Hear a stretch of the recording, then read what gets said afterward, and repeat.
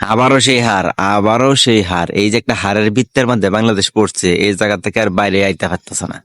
আরব আমিরাতে গেছেন সিরিজ খেলতে, ওই জায়গায় সিরিজ বা গিয়েছে আরব আমিরাতের মতো একটা টিমের কাছে, মানে যারা আইসিসির সহযোগী সদস্য, তাদের কাছে হারিয়ে গেছে পাকিস্তানে। কোচ কে বলছে, "দেন হার থেকেই আমরা শিক্ষা নিতে পারবো, হার থেকেই ভালো কিছু হয়।" মানে ওই যে একটা অ্যাডভাইস আছে না, যদি শরীরে কাদা লাগে আর সেই কাদা থেকে যদি ভালো কিছু হয় তাহলে কাদাই ভালো। আমাদের কোচও ঠিক এরকমটাই বলছিল।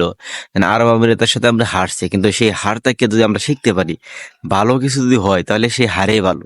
এটা বই গেছে পাকিস্তানে যায় প্রথম টি-20তে বাইকে আছে ধরা 201 রানের একটা টার্গেট। আমি টি-20তে এটাকে সাধারণ টার্গেটই বলতে পারি। ঠিক আছে, বোলাররা প্রথম দিকে একটু ভালো করে নাই, তাই বিদায় একটু টার্গেটটা বড় হয়ে গেছে। 201 রানের একটা টার্গেট চেজ করতে পারে নাই তারা। ঠিক আছে, তারা বাগিয়ে গেছে গা। ওই জায়গায় উল্লেখযোগ্য ব্যাটিং বলতে আমি লিটন দাস, মানে দলের top scorer Liton Das 48 run করছে। বল কটা গেছে জানেন ভাই? 30 বল।